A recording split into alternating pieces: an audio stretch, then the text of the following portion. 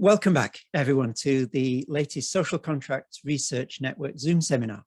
This is the third in a series of 4 seminars that we're having this semester. We've already heard from Gerald Moore, based in Durham in England. We've heard from Jessica White from Sydney, Australia. And today we're going to visit our third continent. We have the privilege of hearing a paper from Peter Gratton, who currently teaches in the History and Political Science faculty at Southeastern Louisiana University in the US. In 2012, Peter published what I have to say is a really excellent book, The State of Sovereignty, Lessons from the Political Fictions of Modernity, about which I've learnt a lot for the Social Contract project. And is also, as anyone familiar with the area of modern European thought will know, published on a very wide range of topics within contemporary and recent philosophy. He's also the co-editor of the influential interdisciplinary journal Society and Space Environmental Planning D. He's an executive board member of the International Association for Philosophy and Literature, and he's also the books editor for Derrida Today. One wonders when he has any moment to catch his breath. Many of us will also be familiar with his wonderful website, Philosophy in a Time of Error, with his excellent archive of many of his past papers, reviews, and course materials. And Peter's title for this session is How to Do Things with a Social Contract. Please join me in welcoming Peter Gratton.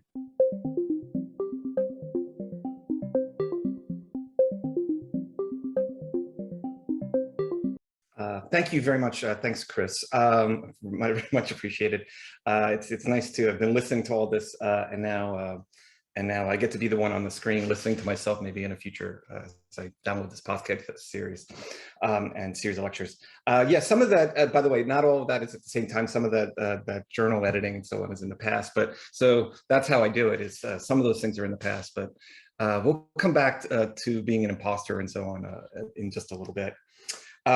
Sure. Let me just scroll here. So let me begin thanking those who are here this evening, and I want to thank Chris for the kind invitation to follow on an august series of speakers in the series, including Jessica White last week, Gerald Moore the week before, and so on this past year or so that these have been going up. And I've learned so much from each of the speakers, listening and re-listening to them on YouTube or as podcasts mostly. Chris's work, too, has been incredibly important in how I think of so many other continental philosophers, and I've been following his social contract project closely in publications both widely public and more academic. In the background tonight, I'm going to take a little bit for granted a quasi-timeline of both contractarian and contractualist notions of the social contract theory, that you're more or less aware of the historical trajectory by now, from Hobbes to the present day, specifically the variants that take for granted bargaining at the contract or a priori agreement, as in Kant and Rawls. So those are 2 different streams. Secondly, that you're aware more or less of the kind of accounts Jessica White gave well last time, namely the crucial changes in political economy marked by the rise of capitalism, the Keynesian reaction in the 20th century, the era of liberal Fordism, and then the post-1970s practices of neoliberalism. And lastly, against that background, I'm also going to leave implicit here and there the history of legal contract theory, that is the changeover in the practices and theories of jurists and judges and lawyers and so on, actually attending to the business of adjudicating contracts, from the scholastic notion of contracts requiring not just consent or promises plus consideration, but also a fair bargain aiming at the goods of commutative and distributive justice, dating back to Aristotle, past scholasticism to the steady changeover to formalism and voluntarism in the 19th century. This is a very messy process, basically where contracts were the capitalist relation par excellence and evidence itself of previous acts of willing, even in cases of child labor, right? A child was said to be contracting and therefore free when engaging in employment, to a brief adjustment in terms of avoiding unconscionable outcomes in the mid-20th century, to the neoliberal return, more or less, of formalism via what's called neo-formalism, which has been utterly upended by presumed rationality and specialization via the automation of the contract form itself.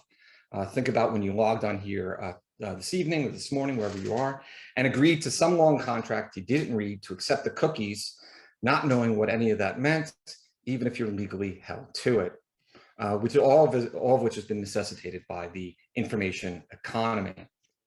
So let me begin with 3 epigraphs. First is from Chris in August 2020. Perhaps most crucially of all, there is in Paul Ricoeur's discussion of Rawls, the indispensable widespread belief that the contract itself is valid, fair, and binding. The acceptance of validity is the belief on which legality rests. It is this confidence in the fairness and validity of the contract that we see under such strain today, exposed by the Black Lives Matter movement, as well as by concerns about sustainability and the power of multinational corporations. Like the paper money that circulates in modern societies, the social contract stands or falls on whether people are willing to put their trust in its value and whether they believe that others in society also respect its fiduciary worth and don't try to cheat the system. This is from John Rawls, Justice's Fairness, a Restatement. A third role of political philosophy stressed by Hegel in his philosophy of right is that of reconciliation. Political philosophy may try to calm our frustration and rage against our society and its history by showing us the way in which its institutions, when properly understood from a philosophical point of view, are rational and developed over time as they did to attain their present rational form. This fits one of Hegel's well-known sayings: when we look at the world rationally, the world looks rationally back. He seeks for us reconciliation, Resonum. That is, we are to accept and affirm our social world positively, not merely to be resigned to it. The first person who, having enclosed a plot of land, took it into his head to say, "This is mine," and found people simple enough to believe him, was the true founder of civil society. What crimes, wars, murders, what miseries and horrors would the human race have been spared had someone pulled up the stakes or filled in the ditch and cried out to his fellow men, "Do not listen to this impostor." And of course, that's from Jean-Jacques Rousseau, the beginning of part 2 of the Discourse on the Origins of Inequality. The pervading sense written about continuously in the media and more learned academic journals is that the social contract is regarded as what we call in English a con, which is to say a scam, a swindle, shell game, hustle, racket, sham, or double cross. This is typically taken as a sign of deep cynicism, a skepticism of any notion of community left, after not only the long travails of what Nietzsche called the death of God and Arendt called the loss of authority, but also so many innumerable crises of the past decades.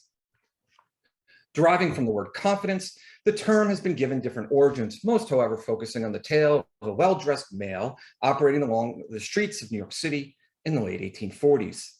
In an 1849 headline, the New York Herald dubbed him a confidence man on account of his particular scheme. Walking up to upper-class gentlemen, he would intimate he knew them well, causing perhaps the victim some embarrassment for not remembering him so easily.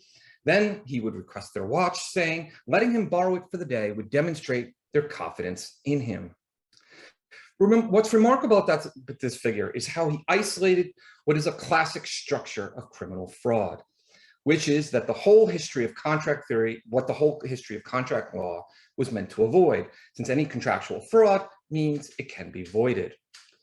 In the so-called criminal world, one pledges, one gives an oath in a contract, whereby the return for the confidence of the so-called mark or victim is typically a financial gain, though the consideration given in return might just be promises of friendship. Indeed, it is perhaps a sign of the times that so many con jobs offer mere sociality as such, or, as in this case, it could be simply gaining a moment of social recalibration after forgetting the name of a supposed friend.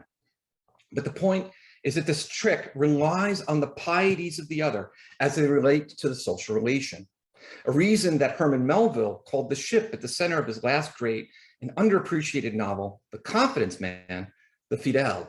That is the French word for faithfulness, fidelity, and belief, which strikes at the heart of fidelity, trust, and the fiduciary relation that Chris spoke about in what I just cited for you. Here's the sociologist Irving Goffman giving a representation of a typical con in 1952. The confidence game, the con as practitioners call it, is a way of obtaining money under false pretenses by the exercise of fraud and deceit. The typical play has typical phases. The potential sucker is first spotted, and one member of the working team, called the outside man, steerer, or roper, arranges to make social contact with him. The confidence of the mark is won, and he is given an opportunity to invest his money in a gambling venture, which he understands to have been fixed in his favor. Now, of course, I'm going to use the pronoun he throughout. That's purposeful. I'm not adjusting this in any of the quotations, and I may even use it myself. That's not a con. I'm recognizing the background to that, but it's because men have been at the center of the contract theory. I need to isolate that. In any event, invest his money in a gambling venture, which he understands to have been fixed in his favor. The venture, of course, is fixed, but not in his favor. The mark is permitted to win some money and then persuaded to invest some more. There is an accident and then a mistake, and the mark loses his total investment. Though the term dates only to the 1840s, perhaps it's fair to say that we've had such cons in writings going back to Cicero's letters, to his layabout son, and earlier in the Greeks before the Romans. Working along the original 1840s con man left out, though, a crucial element of the con that Goffman identifies, and which is also the element left out not just by the con artists before and after his 1952 articles, but movies, books, and all those pervasive scenes in our culture of the con artist. In a sense, for the stability of the social arrangements in which the con is able to survive, and we all know from this seminar how crucial the notion of stability and survivability, the confidence in continuity that social contracts rely upon. And this step is crucial. There was a moment when they, like the romantic partner saying, "It's not you, it's me," try to let you down easy. According to the Argo Goffman cites, the Confederates, the counter community or counter society in the con, have to cool out the mark after the jig is up. A con man is a social being, part of a whole underworld, one that requires a counter contract, and certainly, as Plato suggests in Book 1 of the Republic, a certain modicum of mutual faith and pistis among the Confederates, whereby the operator, the one playing the mark directly, leaves someone behind who cools the sucker out. And there is, before all is said and done, an agreement, tacit or not, that the con will not be revealed by the mark. That is, a social contract of a sort that allows the team of cons to maintain their sociability. Here's Goffman again. In the terminology of the trade, the mark may squawk, beef, or come through. From the operator's point of view, this kind of behavior is bad for business. It gives the members of the mob a bad reputation with such police have not yet been fixed, and with marks who have not yet been taken. In order to avoid this adverse publicity, an additional phase is sometimes added at the end of the play. It is called cooling the mark out. After the blow-off has occurred, one of the operators stays with the mark and makes an effort to keep the anger of the mark within manageable and sensible proportions. The operator stays behind his teammates in the capacity of what might be called a cooler and exercises upon the mark the art of consolation. An attempt is made to define the situation for the mark in a way that makes it easy for him to accept the inevitable and quietly go home. The mark is given instruction and the philosophy of taking a loss. Thus, a con has two phases, whether real or virtual: the actual play, whereby the fraud occurs, and just as importantly, and this the con man of 1840s New York did not do, since angry victims called out for the police, the stage of cooling the mark out, that is consoling him, her, they, such that the police are not called, and the fraud remains a secret and remains a non-public thing. It is not a thing of public reason. The operators then depart in a ceremony that is called the blow-off or sting, Goffman writes. They leave the mark, but take his money. The mark is expected to go on his way a little wiser and a lot poorer. I like that educated moment. Cooling out is the philosophy of taking a loss, a how-to in the work of mourning. Mourning not the loss of another, but rather the savvy or street-smart player up until then one believed oneself to be. Goffman, writing in 1952 and looking to see all manner of societal means for cooling the mark out. He's looking to do so, whether in letting romantic partners down easily, getting small payments when you're fired, or the Oscar-winning winner telling all the losers what no one believes, which is that the losers have won. We should be clear then that cooling out is rarely the stuff of movies and films, though, where the mark is usually snuffed out before long, which, of course, is its own way of cooling the mark out, literally. Indeed, accounts of con jobs and swindles, big and small, rarely include this remarkable, quasi-therapeutic, or even cathartic moment, i.e. the cooling out, the talking down of the mark or sucker. I'll leave as an aside that I'm left to wonder if there's something historical or some historicity to the structure of cons, such that during the Fordist economic era, in 1952, when Goffman is writing, the con left behind a cooler, but that in recent years, at least according to my initial research, or perhaps some of you are wary that it's my practice, no one is left behind to let us down about the con. No one cares if we'll squawk, or better, marks and cons are just marks are just threatened with death and so on. So the con game, like all else, has just become a kind of necropolitics. But let me again just leave that aside. That a mark could be cooled down goes against everyday intuitions of justice, or what Rawls famously begins his theory of justice setting out to prove and thus circle back to, namely our ethical pre-comprehension of justice. Chris has a nice article on his website about this, by the way, especially through Recur and the circularity of that argument. But this is less difficult than one might presume. A few years ago, a family member was taken in a con for several $1,000s. He certainly didn't have, and only came upon the knowledge because I was tasked with some minor part involved in it. Later, when pressing home, perhaps going to the relevant authorities to see if the money in question could be recovered, I had the feeling one has in those moments of coming upon a secret you're always to keep and were perhaps better off not knowing in the first place. For this reason, the history of cons is largely a secret one from a shadowy underworld, a non-public history, since the marks or suckers of a con are very often cooled out and fail to take their claim publicly, even if the cooling out is just threats of injury, death, or shame. Just like the object of pranks often sheepishly claims to have been in on the joke all along, the savvy individual, the financially shrewd dealmaker we are, must avoid at all costs the loss of this identity. And so we have an interest in keeping things on the up and up, which is, to come to think of it, more or less international corporate policy when it comes to scams. It's well known few companies report being scammed lest their stock values plunge as wary investors take flight from non-secure firms. Here's Goffman again.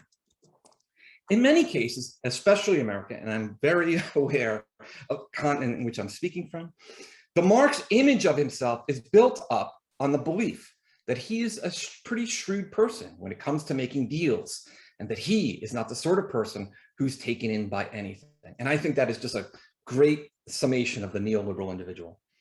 When the blow-off comes, the mark finds that he has no defense for not being a shrewd man. He's defined himself as a shrewd man and must face the fact that he's only another easy mark. He's defined himself as possessing a certain set of qualities and then proven to himself that he's miserably lacking in them. This is a process of self-destruction of the self. It's no wonder that the mark needs to be cooled out, and that is a good business policy for one of the operators to stay with the mark in order to talk him into a point of view from which it is possible to accept the loss. Now, I think you're all pretty savvy. There's not a mark in any con who at some point isn't told how shrewd he or she or they are. And you know just where this is going. You could see it already. You could see the play at work, which is how I drive this point right into Rawls's depiction of political philosophy as in part aiming to calm our frustration and rage at currently existing political practices. This is the first thing I will say one can do with a social contract, namely cooling out the suckers who fell for the scam in the first place, consoling them to their loss, making them feel better, and giving them a chance to air out their grievances before finally leaving them to collect their losses.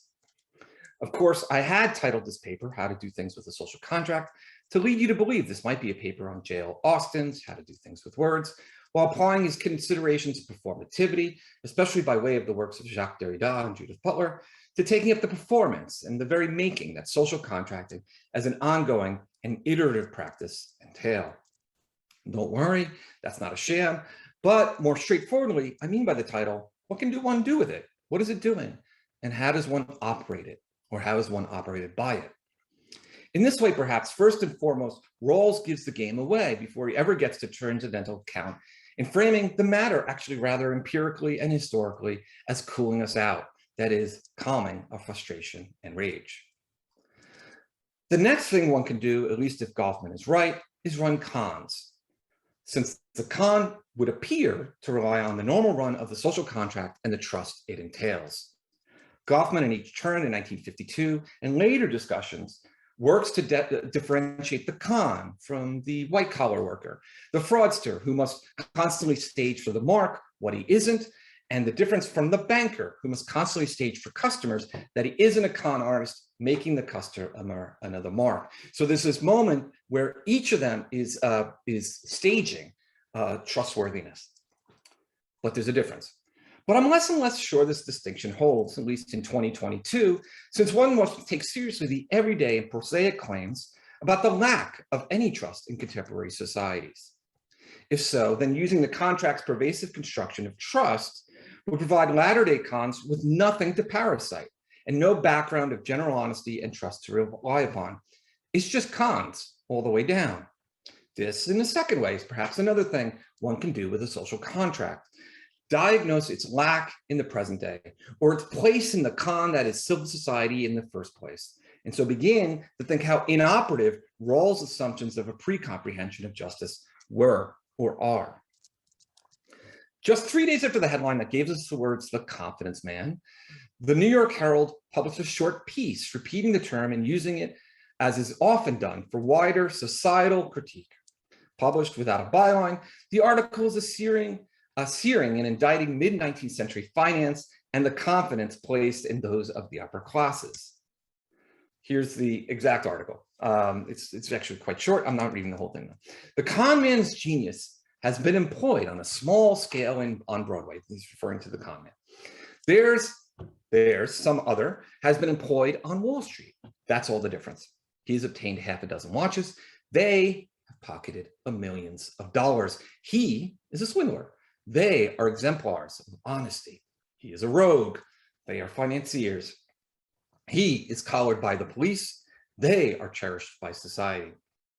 He eats the fare of a prison. They enjoy the luxuries of a palace. He's a mean, beggarly, timid, narrow-minded wretch who is not a sou above a chronometer.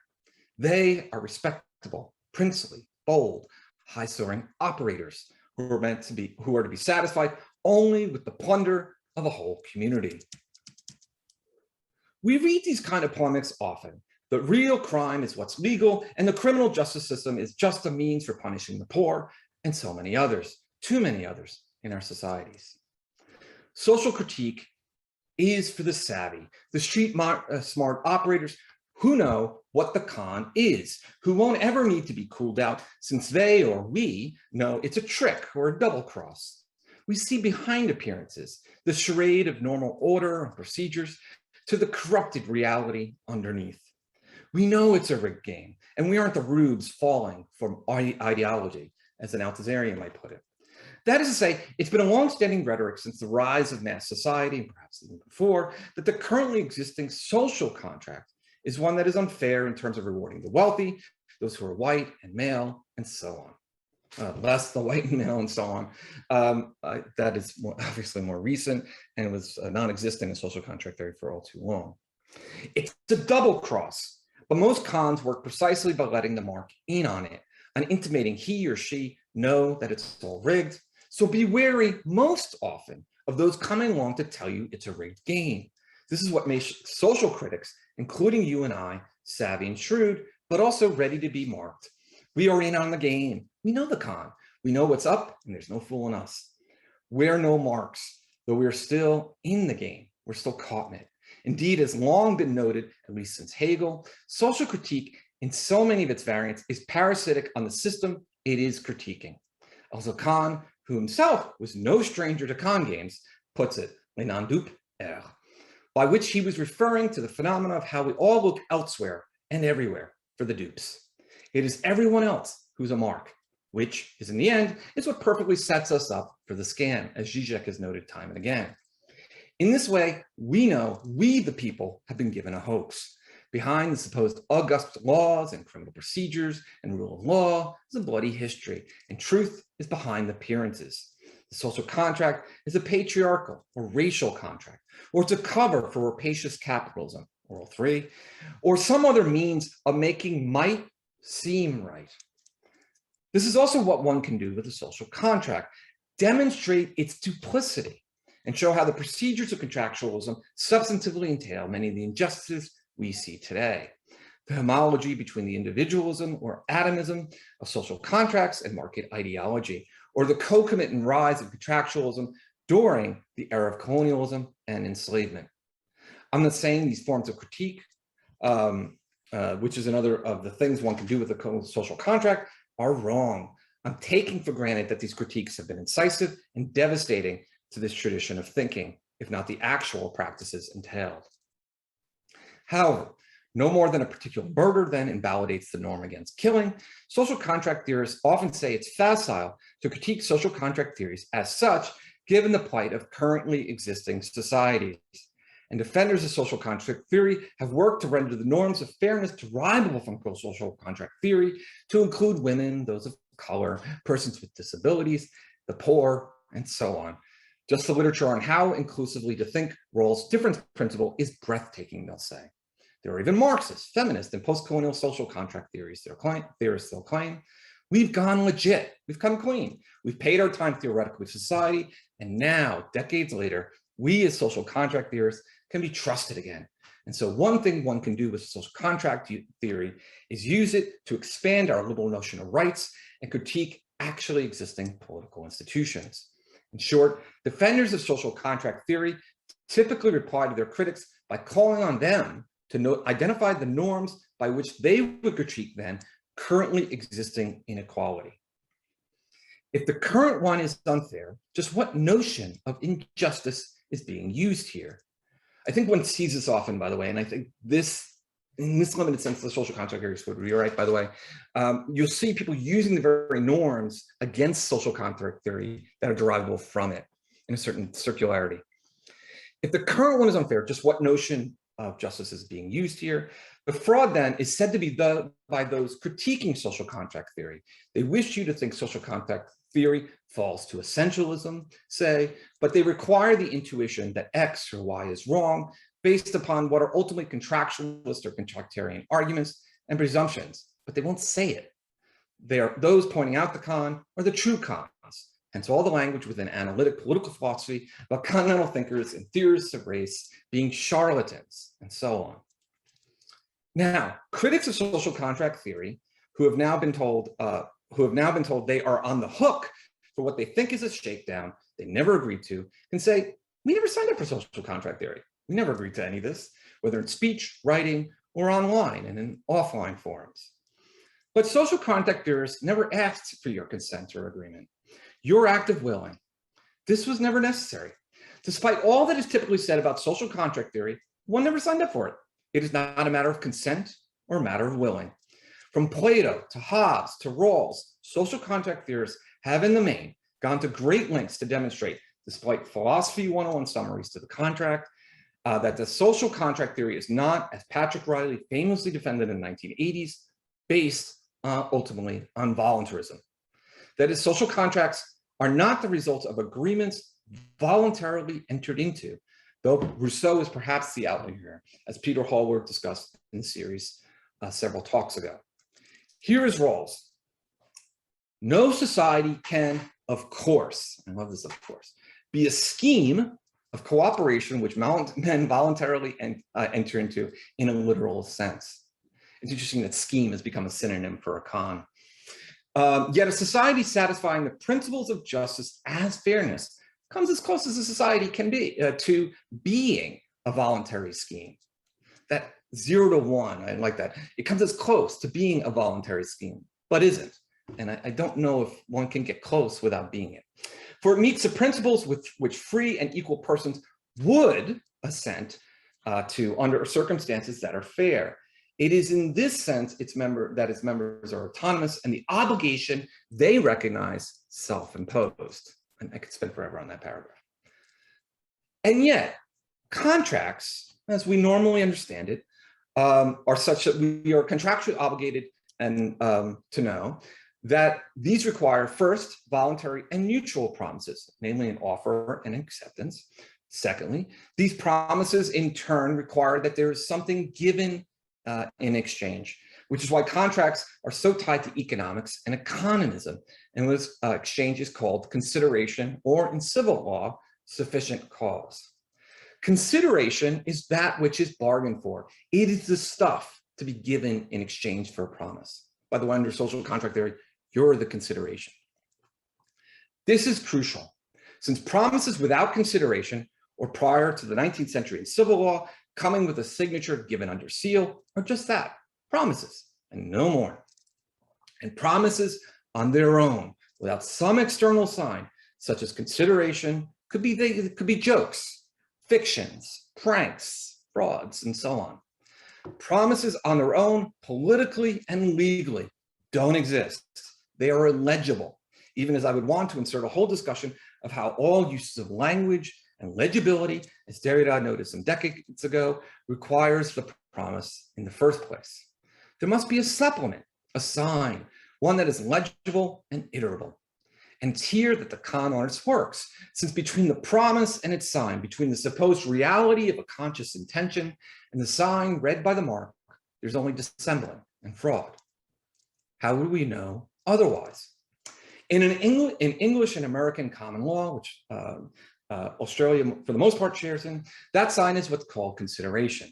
Once I'm willing to hand over some right to a given thing of value, which might be me, once I attach to the promise an external sign of its intent, the promise has become contractual, though this promise must be mutual and provide consideration as well. As Chris wrote in a 2020 article online regarding COVID and the social contract, the consideration at issue in social contract theory is our natural freedom. That is what we are said to hand over for the sake of whatever it's said the social contract allows us to enjoy in Hobbes, Locke, Rousseau, and so on. Which leads me to point out that contract theories are not trust societies. Contracts step in precisely where trust is not given a priori. It's why social contract theory begins when the secularization of the political begins, and it's why partners in popular depictions recoil in horror the moment they're requested to sign a prenuptial agreement. You don't trust me, a contract always says.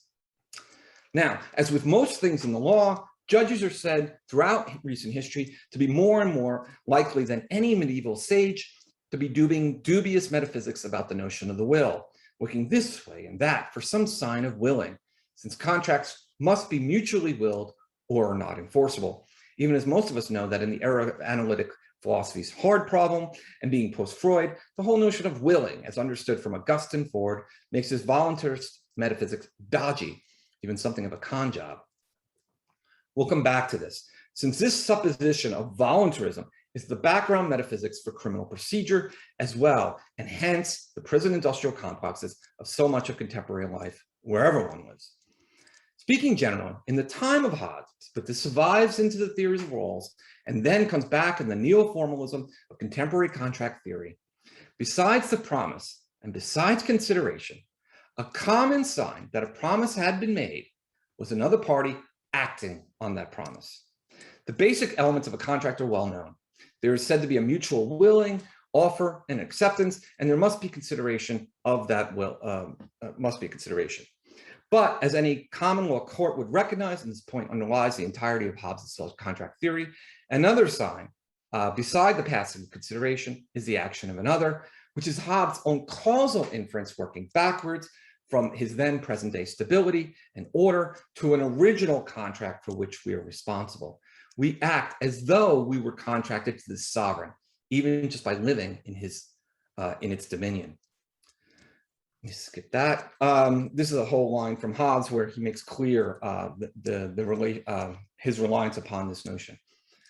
For this reason, when looking to contracts, we forget about the moment when some promise was willed, but what one would have entered into had one been available to make the mythical contract in the first place. All social contracts, even the supposedly realist version of Hobbes, are hypothetical and counterfactual. All social contracts involve this fiction, which is not, as Chris will tell you, and any scholar of performativity would note, the same as being false. Yes, there's performance in the creation of some we at issue, but there's also what we do a posteriori with the social contract itself, as Rawls held, reconciling ourselves to having agreed to what was never, in fact, agreed to. As Rawls puts it, political society is not, cannot be an association. We do not enter it voluntarily. Hearing Rawls here, one feels a bit like one's being let in on the scheme. You and I, those who read Rawls, can wink and acknowledge what the rubes have to take for granted. Of course, the scheme is involuntary in any literal sense, but neither is it in any non-literal sense either. What is a non-literal sense of voluntariness? What metaphors of language are being invented here by Rawls? I could spend forever, by the way, and just in parentheses, on the word metaphor and how it's used all over social contract theory for what's not metaphorical. And this is even used in Goffman's writings for the metaphor of the con, even though it's not a metaphor. In any event, this is why political philosophy is not there to explain that another world is possible, but to show, as Rawls puts it, calm our frustration and rage against our society and its history, and so on and so on and so on. They are, to use the language of the con, there to cool us out. This might seem like I'm taking an easy slice at Rawlsian theory, taking one passage from a later book to undo all its contract theory. The problem, though, is that theorists from Hobbes to Rawls have had is that the contract has always had to presume a form of sociality that the contract was to produce.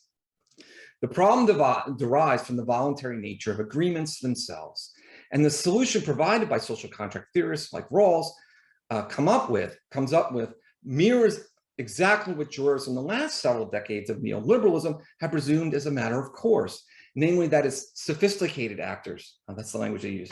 The distinction is made between those who are sophisticated and those who aren't. Those who are sophisticated and should have known better must always live up to their contracts. So as sophisticated actors, to use the parlance of recent legal theory, or as rational beings, as in Rawls, we need not volunteer. We need not have contracted or agreed. And it's precisely this kind of contract, this mechanical, automatic, machinic contract that has become obligatory for us all in the era of neoliberalism, namely what are called the boilerplate or standard contracts, the iterative, repeated, and repeatable agreements one enjoins just by going online or doing all manner of daily activities. We're on Zoom, you've agreed, logging onto your computer, and so on, and so on, and so on, to a plethora of contracts already just to be here. As such, where liberalism, the legal theory of the 19th century, required a legal theory very much attributing voluntariness to the contract relation, even in the United States during the Supreme Court's so-called Lockman era, during which the court regarded all relations as contextual and free, including the labor of children. Neoliberalism, despite some of the savviest in the know takes out there by critics, relies on a legal theory strikingly similar to what we hear by Rawls at all. That is, we are likely to hear our notions of voluntariness and willing pervade entrepreneurial post-Fordist capitalism, but I don't find this to be the case, since this kind of implied consent model is very much of the Lockman era in the US and elsewhere, and the formalist movements in the continental Europe, the UK, and elsewhere. The equation of freedom and contractuality, I think by the era of neoliberalism, is a relic.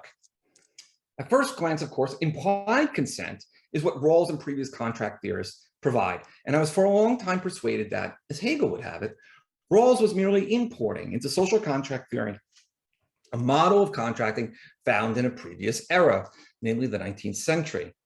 That is, the owl of Minerva had taken flight, the philosopher usual comes on the scene to reify, theoretically, the practices of the previous era. And so Rawlsian theory, as so many commentators intimate, reifies notions of willing on loan from 19th century practices around contracts. But I'll just throw this out here now. I feel like a fraud for even bringing it up without all the hours needed to talk this through. There's an isonomy between the formalism of social contract theory and the neo-formalism of neoliberal legal theory. Rawlsian contract theory, despite one being supposedly utilitarian and Rawlsian being deontological. Rawlsian contract theory then is very much contemporary, very much of the moment, though perhaps not in the way its defenders would maintain. In both the supposition of sophistication or rationality, the supposition of sophistication or rationality is what makes one obligated, not, despite all the anti-Kantianism of recent neoliberal legal theory, the willing in the first place. Previously, contract theory required only that one assent or consent to what one was willing to in a promise, in a contract, at least in part.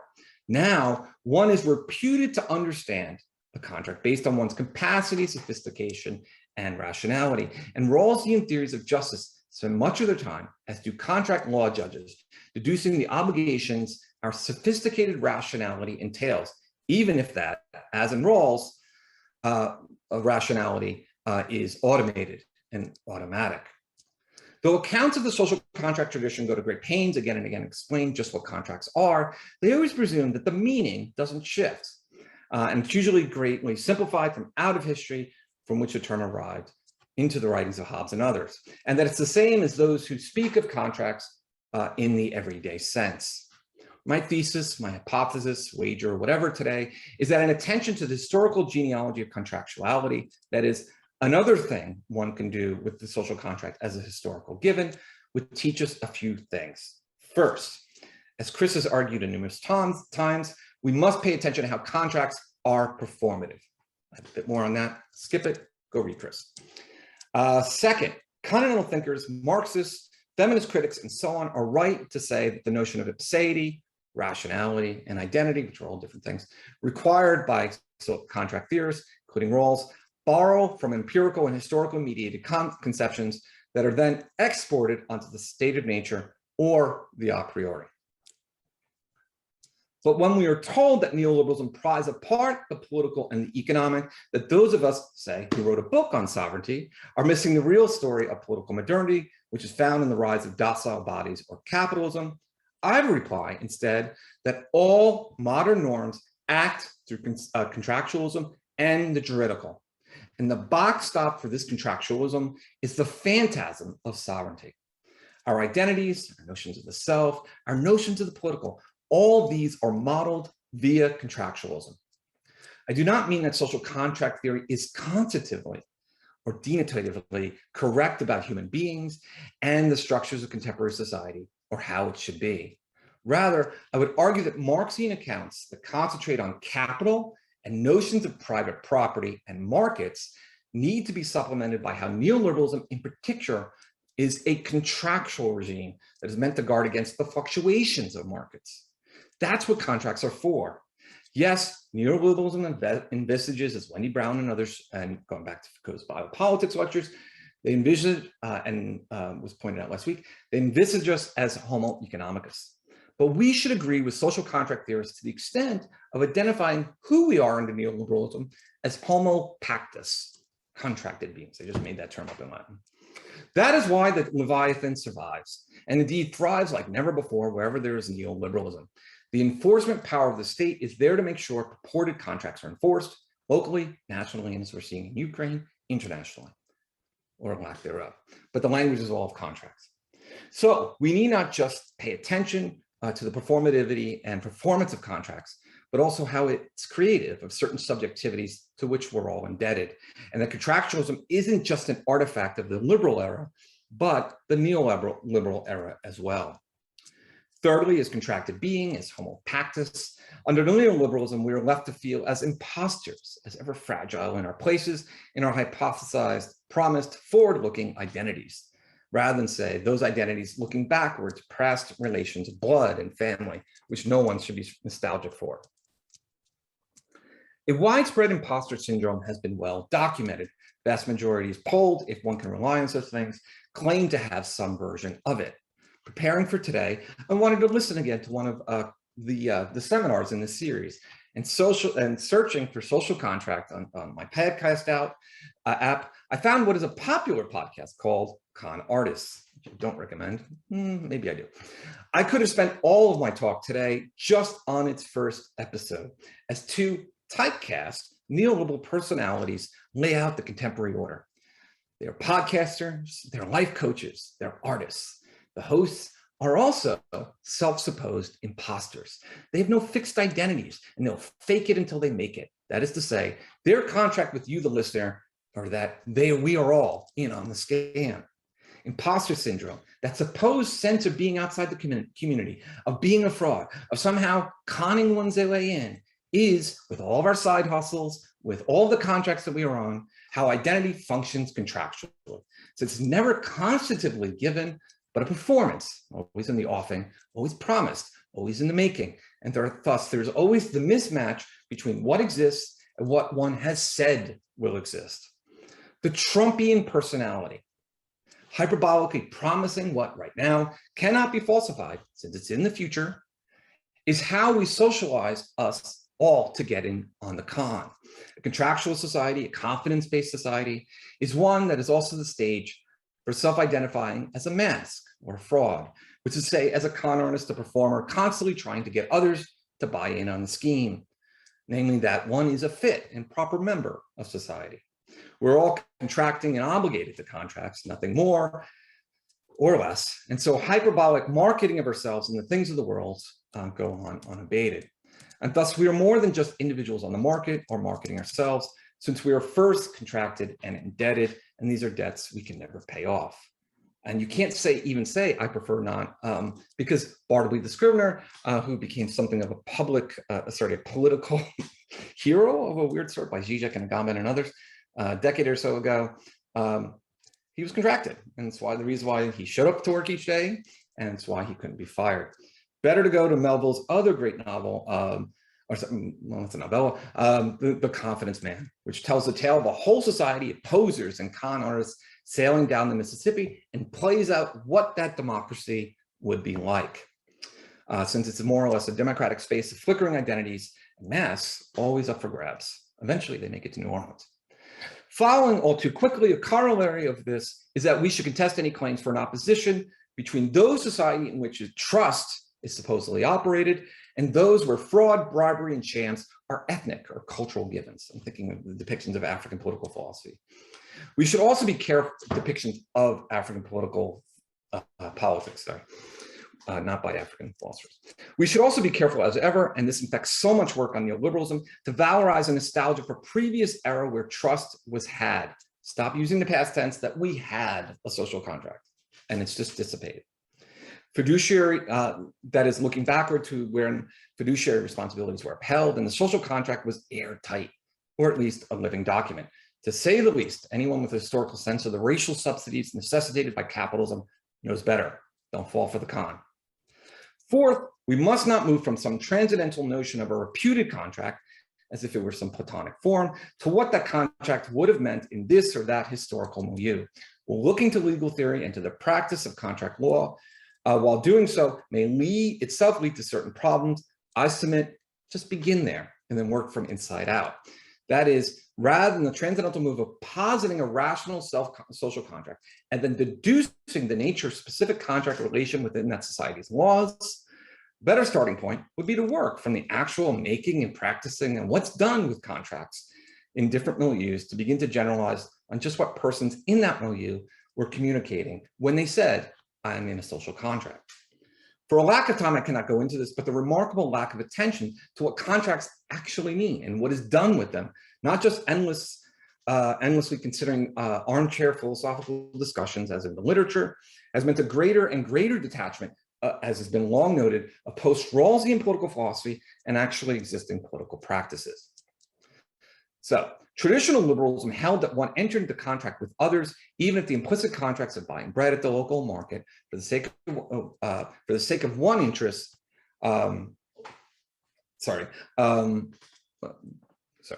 Even if it was for the sake of one interest, they argued for this.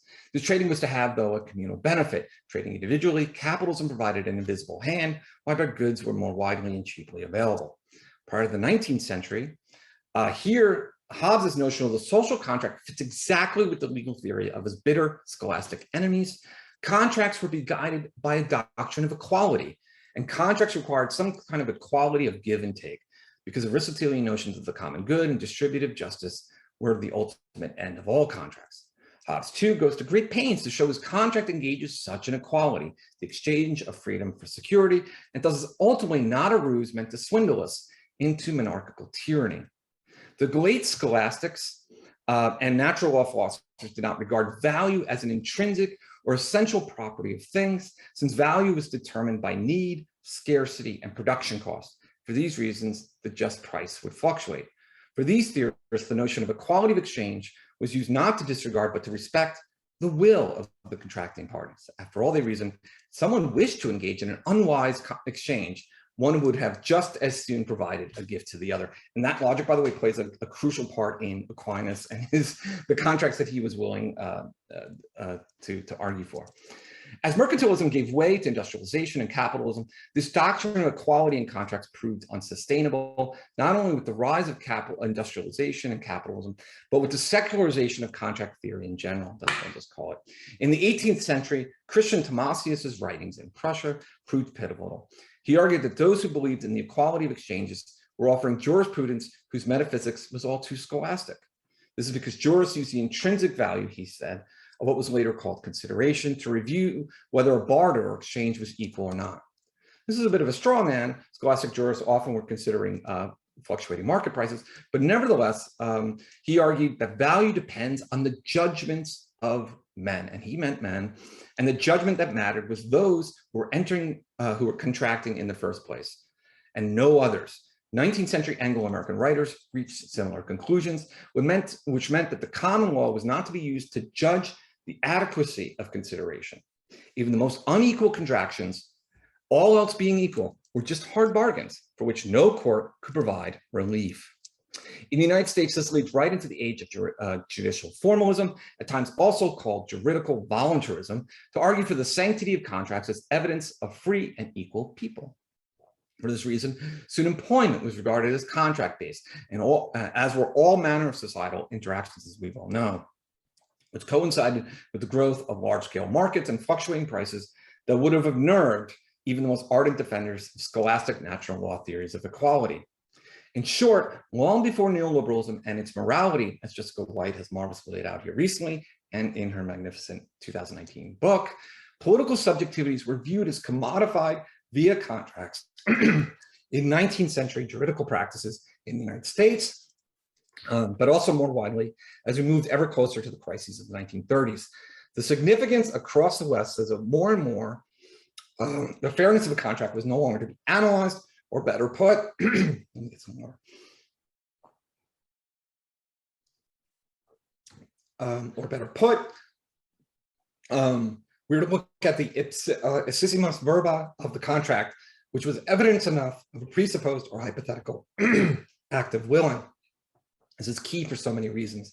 The key among them is that contractualism became untethered from meta-contractual considerations, given the very contract itself was evidence of greater freedom, the loss of which would be greater, as in the works of Smith, Ricardo, and John Stuart Mill, than any expected loss jurists would paternalistically step in with later on, taking away this freedom in the name of another greater good.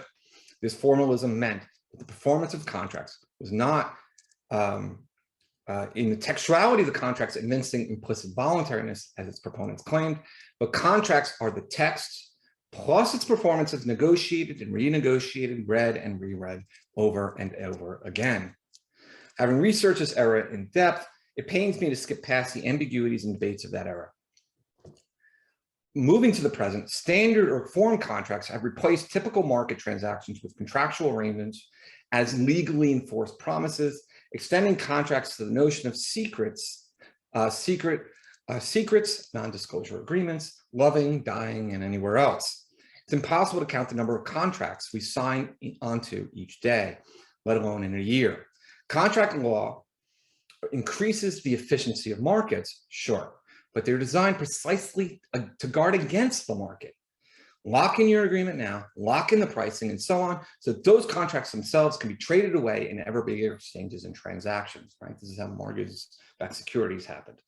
To be on the hook, all that matters is that one is sophisticated or rational enough to have agreed to any or all of them. As the law and economics movement in the United States has long argued, the more our social relations are read or converted into market-like relations, the less efficient markets will be given the time and energy needed to promulgate them. That is, unless those interactions are reduced to standard and non-negotiable contracts. Standard contracts represent a way for private individuals, and especially organizations, to establish their own private system of legality, such as in the widespread use of private arbitration agreements one automatically might sign into just by taking a job or eating a pack of gum from a certain company. But on the other hand, neoliberal contracts are to guard against the come what may of the future and changes in the market. But given the astounding infinity of contracts out there, one cannot simply litigate the issue. And those with the resources do so, though, all the time. Contracts are always in the making. They are not a constitutive declaration from the past, but are a series from the contract to its constant renegotiation, to bargaining, needling, threatening, and so on, as the wealthy do all the time. Just look at Trump's biography. But those less than so cannot afford. Stories of vast wealth are stories of contracts never fulfilled, and one would think it's all just a big racket. And that while those who have no such wealth aren't able to get out of our contracts and indebtedness, we as social critics at least know it's double cross. We never signed up for this, we'll say. But the problem is now that the social contract is a standard form. And you already clicked I agreed, having not read the damn thing. You're in it now. You're on the hook, and you'll just have to go through with it. All that's left to do is to cool you out, sucker. And there we are. Thank you. Thank you. Wonderful, wonderful ending to an amazingly rich paper. Thank you so much, Peter. I've got a long question and a short question, and I may just ask my short one first, and then leave the maximum time for other people to chip in, and then if we get time, I'll ask my rambling one towards the end. I want to pick up on this idea that I think you very rightly point out that we're all part of the game. Those who critique it are parasitic upon it. Critique just reinforces the status quo. I think you said at one point, it's almost like, the little boy who points to the emperor who's got no clothes and laughs at him. It actually causes people to revere the emperor all the more. Like, that's not the response I expected. What's happening? I'm telling you, he's got no clothes, and yet you're enjoying that. I'm adding to the spectacle rather than exposing. While you say that, I just want to get like there is, and especially in a neoliberal era, we find it even, he's fooling us well, right? Like it's all the more to admire him. Oh, he's not just doing, he had just great clothes, but he's fooling us about the great clothes. Yeah.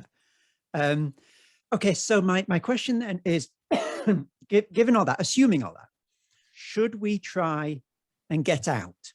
And if so, what might that look like? Would it be some sort of parodic, exaggerated performance of the contract rather than a sort of critique of it? What is to be done? Yeah, the most horrific question one can get when one gives you these papers. On the one hand, so my answer is going to be more actually in that vein, right? Because if full frontal critique isn't going to work, right? Because we're always already indebted, right? That is, Lazzarato has a nice book on this, but he doesn't. The problem is a lot of commentary on neoliberalism does focus on markets, and I think, and they're right to say, look, the economic perhaps has taken over juridical, but the juridical is right there, right? It's not. And you'll say, oh, well, that's just the backstop. It's not. So sovereignty, the juridical, they are the norm, right, through which we're formed. And so contractualism, we're contracted beings. So we don't have an identity outside of that. So by the time I'm here, I've already, I'm sort of like that nexus of a web of many, many different contracts, right? Peter Gratton is something I've signed onto from the birth certificate on, right? And so contracts aren't liberative in any way. Nobody understands a contract as liberative. You sign a mortgage, no one feels that as a liberating moment, right? Like every contract is signing over, as Hobbes recognized, of one's rights. So with each contract, one is giving something away, right? But one never had anything. So what is one even contract, right? Like if at the beginning nobody has anything, then what is one giving away? I think there is a product sense. You see this in Butler's work, of course, in the 1990s, that like one that one modus operandi of the political now could be against sort of the lack of neoliberal era, could be parodic. And I think that's true, but parodic is what we have already, right? Neoliberalism survives on the parody of the social contract, right? We're all contracted, they'll remind you, but the powerful get to, I take this seriously, the contracts that you or I as mere academics and others might have, right? We can't get out of them. I don't have the money for an attorney to like fight it out. Trump, Jeff Bezos, these others, they can survive forever. So whatever they're guilty of gets tied up in court for decades, right? You see this with the family behind the opioid addiction crisis here in the United States, largely behind because they provided fentanyl and so on. They can't be, this is endless negotiation, right? They'll never, they're surviving with their billions, right? And so they have, so there is the market apparatus isn't enough to explain what contracts do, which is that the contract is not what is signed. It's signed plus renegotiated. So the parity happens in the constant renegotiation. It's the laughing that the confidence man has. The confidence man is the parody, right, of the contract, right? In the original Confidence Man on the streets of New York, he would take the watch, he would walk 5 steps, and then he would laugh. So he wasn't really trying, he wasn't really cooling you down, he was making you worse. But that's Trump. That's any wealthy person with a contract. They'll just tie you up in court, and they always threaten that. Take that seriously. They're already parodying, there's already a parody at work, they've already twisted out. So a parody as a critique doesn't work because it's already being done, right? So how do you parody a parody? So you can't renegotiate because that's already kind of being done. I think the first thing that needs to be done is to isolate and I think explicate. It's so hard because the question comes down to, one, Wendy Brown is called, in her recent stuff, for what is to be done is to return to sort of liberal values of freedom and equality. That returns us to a kind of contractuality. So I'm a little, and also there's a nostalgia. And I think that only came on the back of somebody who were contractually objects, right? And so I don't want the nostalgia, that nostalgic move isn't good. And so it is hard to think of in this moment of parody and of a way out. But I think explicating and making explicit the contract form as operative and central here can help us to start thinking about non-economic, non-exchange kinds of social interactions. And I think your work always posits that, and your work on Sarah's and Nature is really good at that, because those are not exchanges and they're not premised on an original exchange, right? Even in Rawls, like there's always that argument about Rawls, like, it's always a priori agreement, right? And so there's no bargaining. Hobbes has bargaining, Rawls doesn't. And, and I think, but on the other hand, he's still borrowing on that whole idea. And I just think that like, that whole notion of an exchange. And I think once we need to start thinking about non-exchange, Levinas notions, the other are good here, but Marxian critiques of political economy do this well. I think around the edges, we need to be able to do that. Yeah. Yeah. Thank you. Thank you. And the danger, look, I just say one sentence and then I'll hand the floor over to someone as I mentioned. The danger with that sort of thing always is that you are propping up the system, isn't it? So you, in a sense, the most politically radical and subversive thing I can do today is care for my elderly relative or bring up a child, because those are not exchange relationships in that market sense. And yet the more I do that, the more I find myself plugging the holes that allow the system to keep on doing its thing, you see. So yeah, there's a terrible tension there. I've spoken enough. Let me invite anyone else who has a question or a comment. Yeah, I mean, women and caregivers know this, right? Like they were not parties to the contract officially, but of course they supported the contract, right? Through non-economic or exchangeable activities, yeah. Does anyone else have a comment or a question that you'd like to make?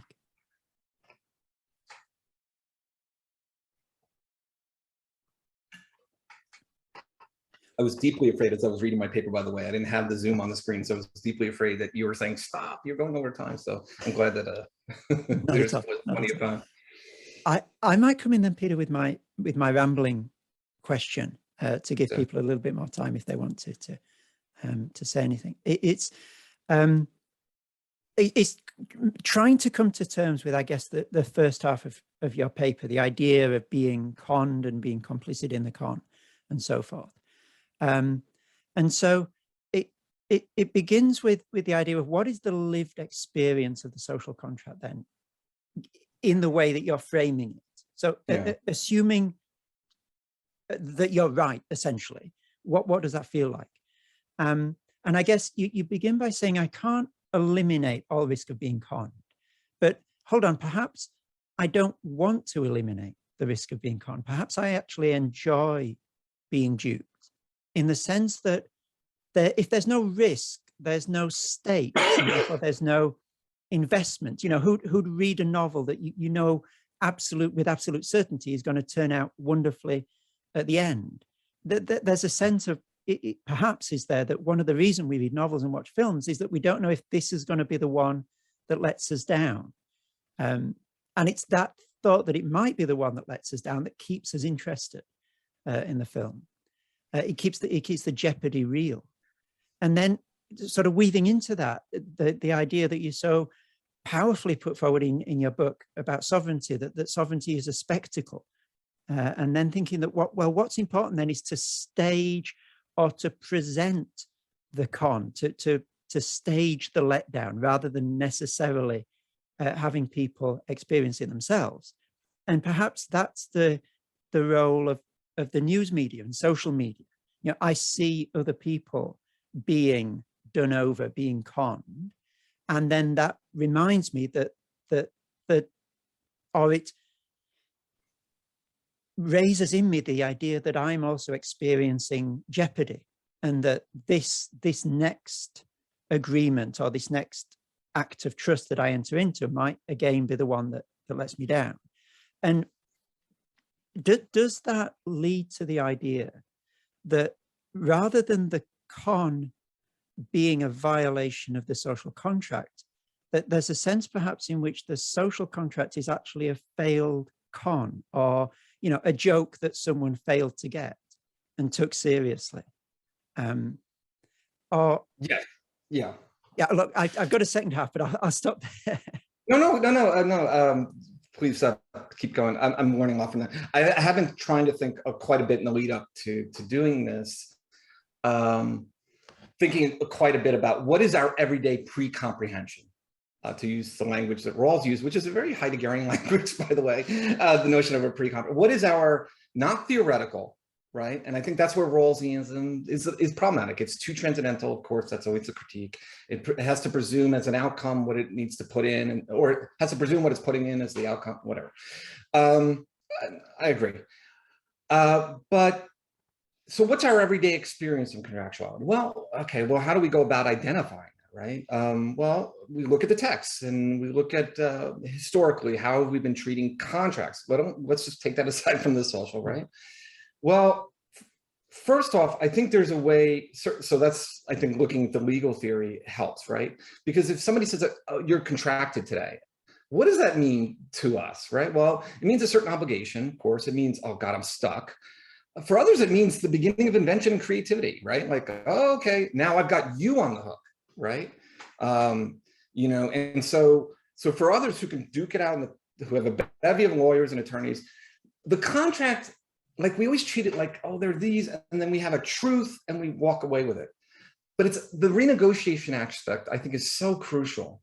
That we're all picayune little, like even our like familial relations have become contractual, where you said, you know, like you might say to a partner or romantic, you know, you said this, and we become very like legalistic.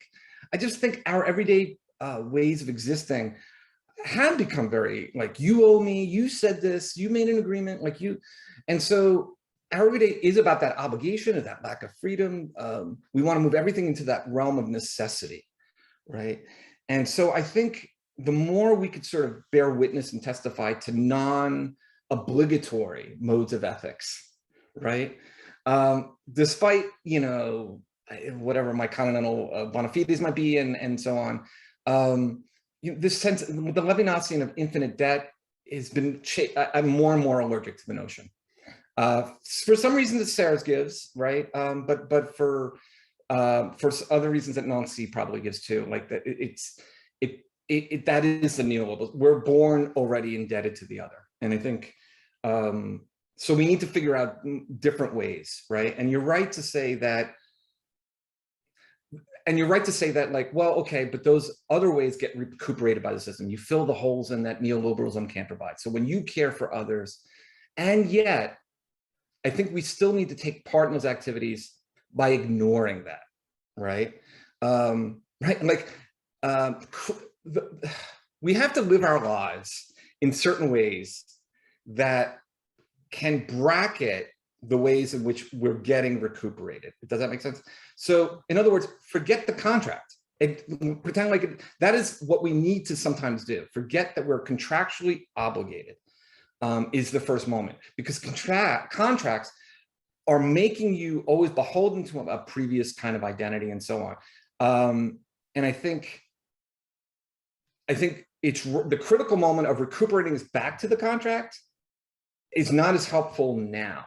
The practices, that's where Butler, I think, the work of the 90s in particular, her recent work on nonviolence, I think, is really good in this regard too, but really in the 90s just hits that sweet spot of, those aren't obligatory kinds of performances. They're always surprising, they're invented, they're on the mark.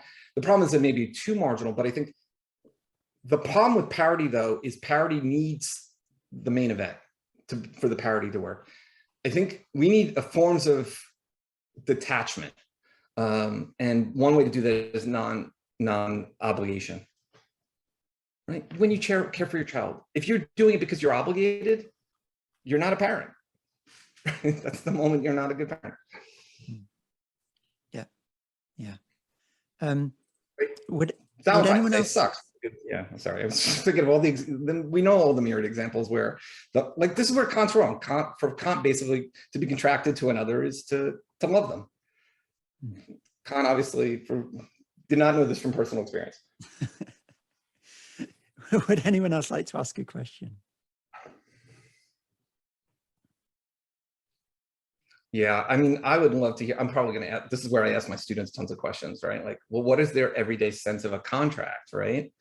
And I think, like, I think we see it as a plaything, right?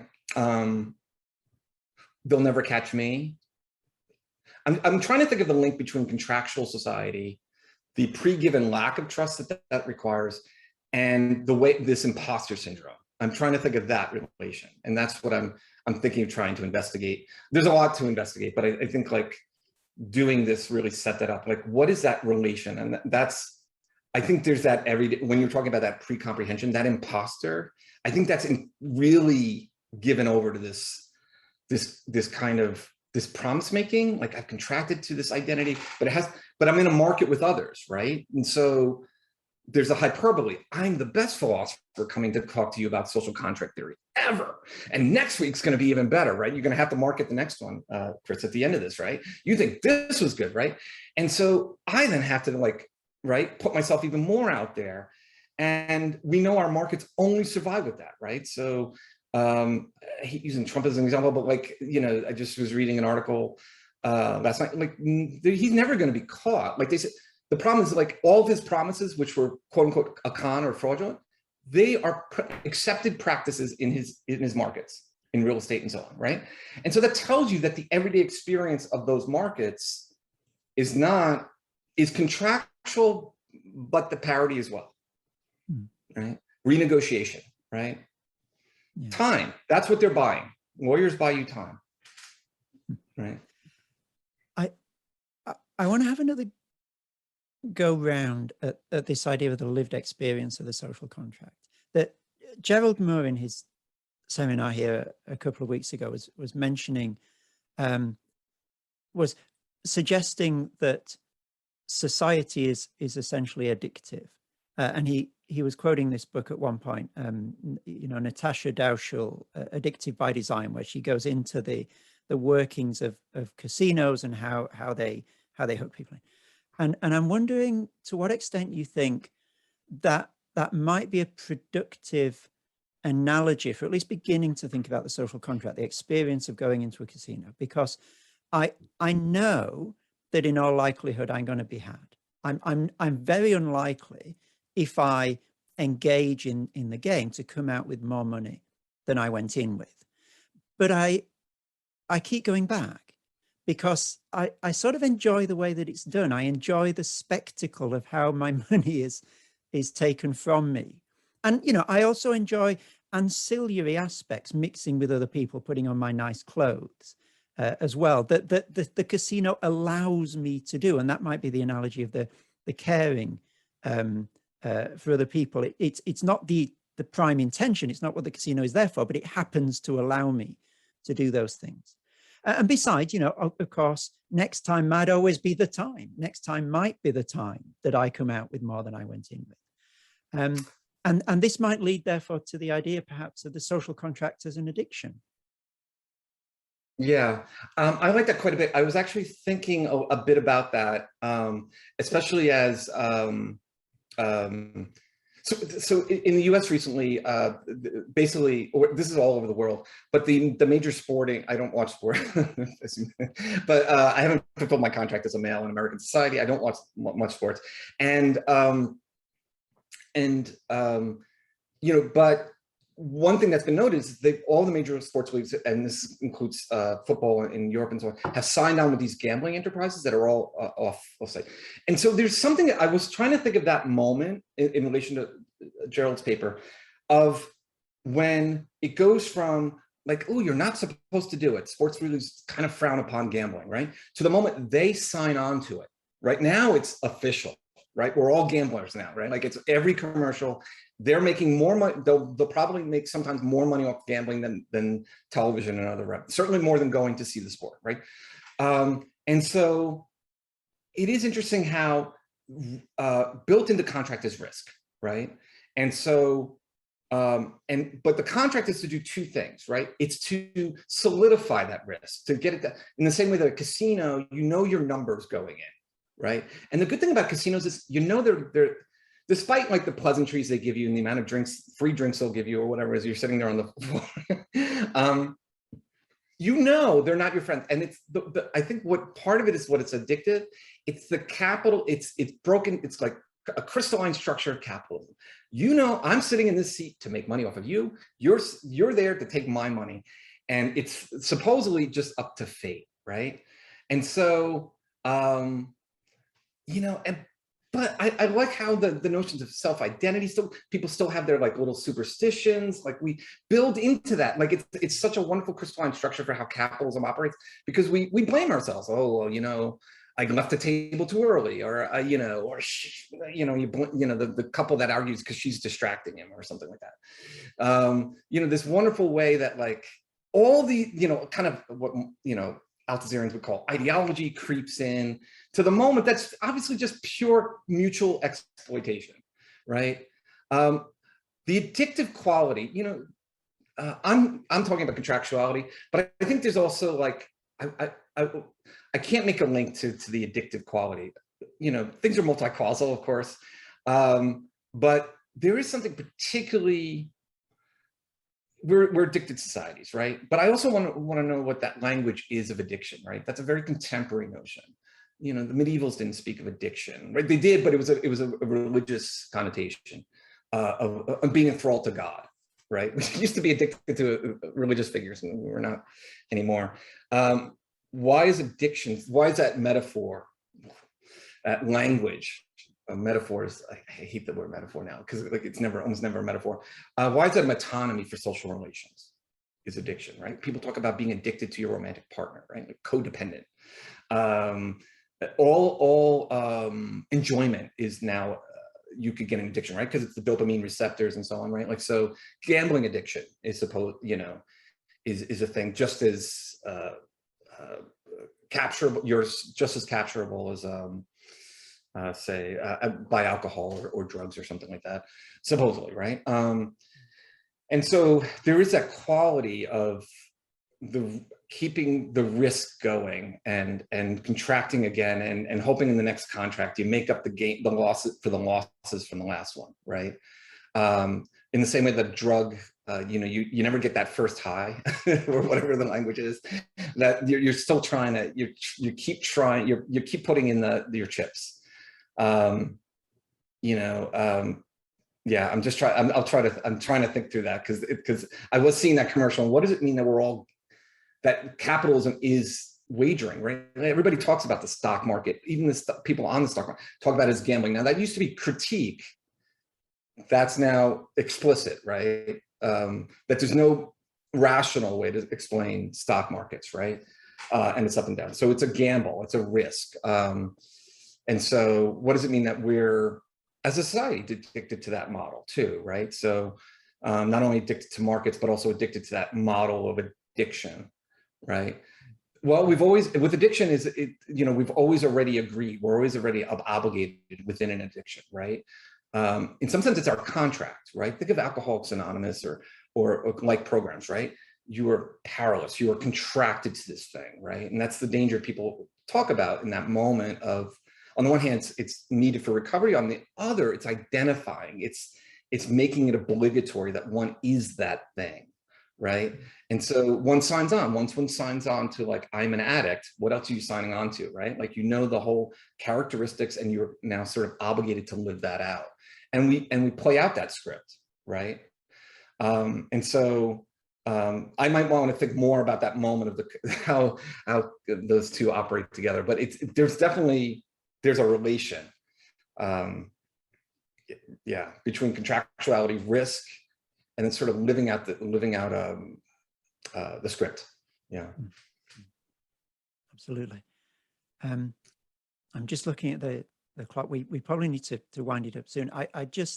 You did drop in the name of Michel Serres earlier, and that's also a very dangerous thing to do because one can sort of go down rabbit holes. But I wonder whether, so what do you think of this, that a Serresian critique of all this would be, so perhaps the essence of addiction is the sleight of hand, is the invisible hand, in the sense that you're presented one thing and then you end up with another thing. You know, you're presented the high and then you end up with the addiction. And it's all in the bait and switch. It's all in the quickness of the way in which that happens. And so perhaps, and this circles back to the very first question that I was asking, perhaps a Serresian way of dealing with that is to say, just forget the bait. So the response is simply to give, to say, I am going to, you know, give my money or my time or my care in this relationship or to this institution or whatever it is, and I give willingly, and that, in a sense, you know, perhaps there's a naivety in this, but perhaps there is also something extremely subversive about that is very troubling to a society that is built on contract. That's a stone in the shoe. It's something that doesn't compute. It can't be reincorporated. It's the remainder that in a sense sheds light on the system by showing it to be a system. Anyway, do you think there's something in that sort of approach? I love that. Yeah, that was really good. So a couple of things. First of all, addiction obviously qualifies as, that which is purported to be addictive, right? There's reasons for labeling that way, because I don't necessarily want to sign on to that discourse, as Gerald doesn't either. That's what the cool down is, right? Like, all of these things, this is a moment of release, right? Gambling is like what I do as a release. The drugs are what I do. They're the necessary supplement to supposedly our capitalist moment, right? And so that's the cool down. That's what makes us able to deal with our frustrations. Literally, that's the language Rawls uses, but it's also the language everybody uses with, oh, you have rage, you have frustrations, go drink it, go have a drink, go do this, right? But I like the part about naivete, right? And I think we need, right, the con requires all of us to be the savvy business person, right? There's nothing more humiliating than for you and I to be looking naive. And I think feigned naivete actually might be a politically very operative move, right? That to be savvy, to be in the know, to be streetwise, to be in on the rigged game, that's only taken us so far. We've exhausted social critique in that way. Not that I'm against it, but I'm just saying we've exhausted it. Feign naivete is I think a very operative modus operandi within a hypercontractual society. Oh, it's probably some. I wonder if it's feigned Not naivety, feign, sorry, or feign something like a, yeah, something like operative. a recurring second naivety. It's having passed through the savviness and Yes, sort of, yeah. but it's not like an original naivety. It's significantly different to not knowing what's going on. Yeah, I also take seriously that there's a Platonism underwriting the whole idea of a con. There's being an appearance, right? And so the task, of course, is just to read it. What are the appearances of the contract? That's what I was trying to do. What is it? How is it appearing? Forget this appearance reality distinction. How is it experienced is another way of saying it. And I think like naivete is wonderful because what does it do? Naivete is looking at appearances, right? Just taking things as an appearance. And I think those who think like the non-dupe era, right? Les non-dupe era, under Lacan, you know, we're all savvy. We're all like, oh, that's the bozo that falls for those public opinion surveys. That's the guy, you know, we all do that. And I think that is really harmful for community building. Like the first thing you have to always give up, like if anybody's done any sort of, you know, activism or whatever, is the academic cynicism that gets built into it. You have to give that up. You have to just, there's a moment. Naivete is trust, right? And naivete is another word for, as our word for a practice of belief, right? And so that's beginning to build a sort of post-con society. Is remember the con requires the mark knows, right? So most con are like, oh, we're tricking somebody who doesn't know. No, most cons are actually, you want to make a buck too. You want to be in on it. And that's when the trick happens. And so we're in on it. We've tried that, but we're the mark anyway. And so I think that secondary notion of naivete, that's right, come out through the other side, and then the practice of putting it aside. Yeah, have fun, yeah. Wonderful. Well, I think that's we've been around the houses, but that's a reasonably positive note on which to be able to round things off, perhaps. Yes, don't learn anything. Just go about it naively. Yes. Peter, it's been astonishingly productive and a great privilege to be able to talk with you about these things. I'm very grateful indeed for your time, not least because it is the middle of the night where you are. And please, everybody, would you join with me in thanking Peter Gratton very much indeed. Appreciate it. Very much appreciate it. Thank you so much. What a great way to start the day. And my email is always online. If anybody wants to reach out to me and just ask any more questions, I'm happy to talk. And if you want to tell me about how you experience contractuality, I'm going to be continually reading up on this. And of course, Chris, I'm going to follow up with your, just keep reading you and barraging you with questions as well. So thank you so much for having me. I appreciate it. And thanks to everybody for being here. You guys take care.